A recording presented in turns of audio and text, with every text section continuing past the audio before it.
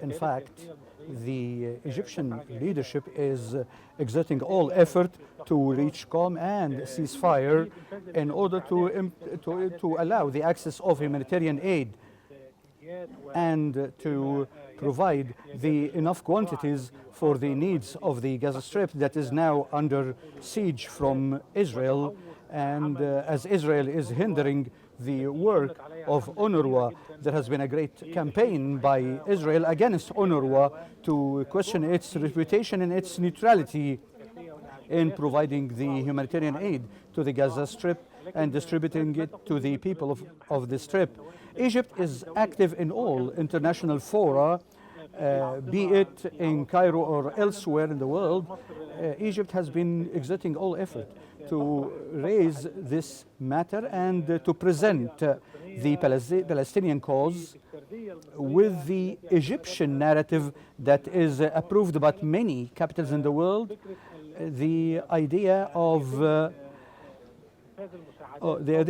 allowing access of humanitarian aid after the Gaza Strip has been under great siege for a long time, to the extent that Human Rights Watch said that there is a genocide in Gaza Strip, preventing the water, and Human Rights Watch spoke about the genocide and the bombardment, as there had been 44 martyrs killed in Gaza Strip yesterday because of the attacks by Israel. There is no place safe in Gaza Strip, but the Egyptian efforts continue in all international fora and working with all international and regional partners, which will lead to a success in the Egyptian mediation.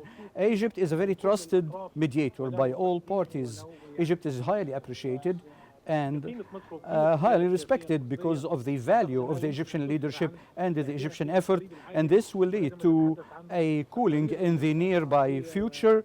Many reports, local and international, are speaking about this recently, and the agreement is imminent, and it might be reached very soon, maybe reached by the end of this year, by the end of December this year. And according to certain articles and provisions that are now being discussed with Egyptian, American, and Qatari mediation to bridge the gap between the different parties. Right. With regard to the developments in the Middle East, what are the potential long-term impacts of President Sisi's meetings on the Middle East stability at the D8 summit? In fact, Egypt is seeking partnership. Egypt is seeking cooperation. Egypt is seeking a path for cooperation, peace, and cooling with all the countries of the region and all global states. Egypt is working to bridge the bridges of cooperation with the leadership of Egypt.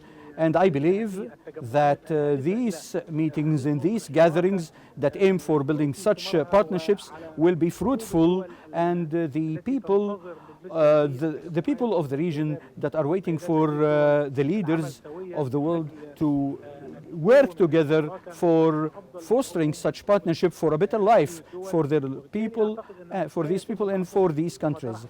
So what has been presented by President Sisi is an advocacy for providing a way for financing the projects in these countries in order to foster the cooperation and partnerships between the different countries. Such fora and gatherings like this one, this G8 or BRICS or whatever, all these gatherings are the venue where Egypt is working for opening more gates for cooperation with all powers of the world and all states of the world, with a policy that is open to all international parties. Now, how does Egypt's provision of humanitarian aid to Gaza reflect its broader strategic goals in the region? And how does this support shape its relations with key regional and international actors? In fact, despite the enormous economic challenges that Egypt is facing, but Egypt has played a very vital role in providing aid to the people of Gaza throughout the last 14 months. Egypt has dedicated the Arish airport to receive the foreign aid, but Egypt has presented some 2/3 of all the aid that went to the Gaza Strip. 2/3 came from Egypt, and the figures prove this. And Egypt has been keen that the Rafah crossing remain open for the provision of aid, but the Israeli insistence on controlling the Rafah crossing from the Palestinian side, this has been rejected by Egypt because Israel wanted to stipulate some status quo, and Israel wanted to enforce that kind of status quo.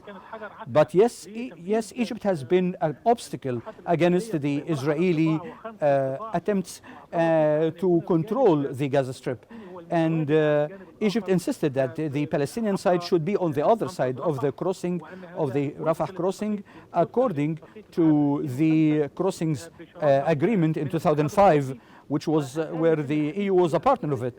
And now there is also talk about a ceasefire and to hand over this crossing to the Palestinian side with a presence from the EU to allow the access of aid.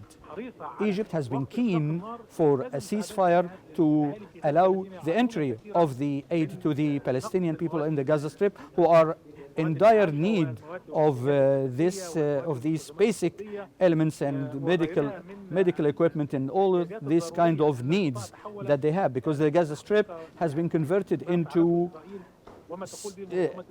something very tragic because of the genocide committed by Israel.